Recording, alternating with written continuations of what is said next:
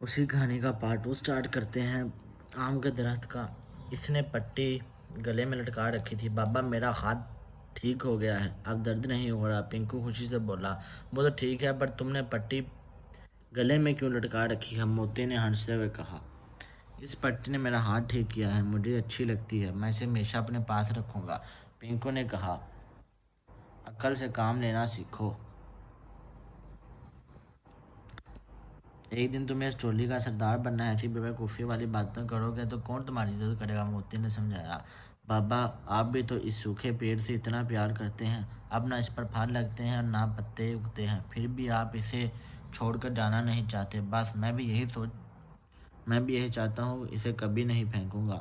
پنکو ضد کرنے لگا۔ موتی سوچ میں پڑ گیا۔ وہ سمجھ گیا تھا کہ پنکو کی طرح وہ بھی بے وقوفی کر رہا تھا۔ سوکھے پیڑ پر رہنا غلط تھا، سب بندر مشکل میں تھے، سب کسی دوسرے پیڑ پر رہنا چاہتے تھے، بس اسی پیڑ سے دل لگاؤ کی وجہ سے اس کا چھوڑنا نہیں چاہتا تھا۔ پنکی تم واقعی بہت اچھے ہو، کتنی آسانی سے تم نے مجھے میری بھول کا احساس دلا دیا۔ ہم آج ہی اس پیڑ کو چھوڑ کر کسی دوسرے پیڑ پر چلے جائیں گے۔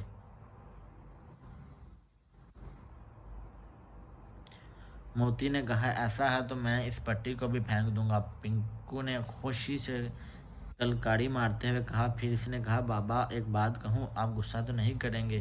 بولو کیا بات ہے؟ موتی نے پوچھا۔ بابا میرے ہاتھ میں کوئی چوٹ نہیں لگی تھی، بلکہ میں آم کے باغیچوں میں گیا ہی نہیں تھا، سب ایک ڈرامہ تھا۔ پنکو نے کہا، پنکو تم بہت شرارتی ہو، موتی نے کہا اور کھلکھلا کر ہنس دیا۔ سب بندر آم کے سوکھے پیڑ کو چھوڑ کر چل دیے، وہ بہت خوش تھے۔ پنکو سب سے زیادہ خوش تھا، اپنی تھوڑ بولی اس نے ٹولی کو مصیبت سے باہر نکال لیا۔ تھک گیا ہوں، اب اگلی سٹوری سٹارٹ کرتے ہیں۔ ابھی 5 منٹ کی ویڈیو بھی کمپلیٹ کرتے ہیں۔ عادل بادشاہ سٹوری کور کرتے ہیں انشاءاللہ، چھوٹی سی، اتنی بڑی نہیں ہے۔ پرانے زمانے کی بات ہے، ایک ملک سخت گیر بادشاہ حکومت کرتا تھا۔ وہ رعایا پر طرح طرح کے ٹیکس عائد کرتا اور ٹیکس کے پیسے دوسرے ممالک میں جا کر فضولیات میں ضائع کرتا۔ بادشاہ کو دیکھا دیکھی وہاں کے تاجروں نے بھی عوام پر ظلم شروع کر دیا۔ 1 روپے والی چیز 5 روپے کی بیچ کر ناجائز منافع کماتے۔ بادشاہ کو اس سے کوئی غرض نہیں تھی کہ ملک میں کیا ہو رہا ہے، عوام کی سال میں۔ بادشاہ جب رعایا پر ٹیکس لگا کر تھک گیا تو عوام نے ٹیکس کے خلاف احتجاج شروع کر دیا۔ بادشاہ نے اس کا حل یہ نکالا کہ بڑے ملک سے سود پر قرض لیا جو آمدنی سے زیادہ تھا۔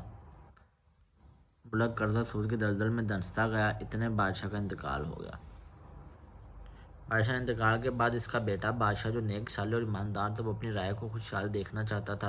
اس نے غریبوں پر ٹیکس کم کر دیے اور امیر لوگوں پر ٹیکس لگائے تاکہ ملک کا قرضہ اتر سکے، لیکن تاجروں نے ٹیکس دینے کے بجائے چیزیں مہنگی کر دیں اور طرح طرح کے جتن کرنے لگے کہ کسی طرح بادشاہ کی حکومت ٹھیک نہ چلے۔ جب بادشاہ کو خبر ہوئی کہ تاجر عوام سے چیزوں کے زیادہ قیمت وصول کر رہے ہیں اور مہنگائی میں اضافہ ہو رہا ہے، تو بادشاہ کے ذہن میں ایک ترکیب آئی۔ اس نے اپنے وزیر کو کمہار کے روپ میں بازار بھیجا کہ جاؤ بازار سے ایک مٹکا خرید لاؤ، پوری مارکیٹ سے قیمت کی جان کرنا تاکہ پتہ چلے کون تاجر عوام کو لوٹ رہا ہے۔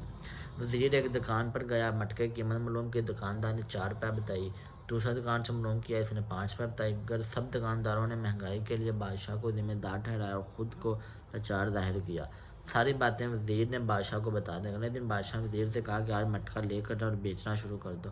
وزیر نے ایسا ہی کیا۔ بازار کے سب دکاندار نے اس کی قیمت 50 پیسے سے زیادہ قیمت نہیں لگائی۔ وزیر نے کہا، کل تو آپ یہی مٹکا 5 روپے کا دے رہے تھے اور آج 50 کا خرید رہے ہیں۔ وزیر نے سب واقعات بادشاہ کو بتا دیے۔ بادشاہ نے ان تاجروں کو سخت سزا دی جو عوام کو خون چوس رہے تھے۔ چند تاجروں کو سزا دی تو باقی سب تاجر آئے راست پر آ گئے۔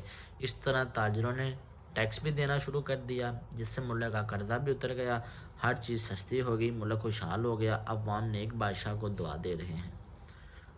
ملک کا نام پاکستان ہوتا وہ اچھی بات تھی۔ چلیں پھر یہ سٹوری جھوٹی ہو جانی تھی۔ بیٹا باپ سے مرغی بچ گئی۔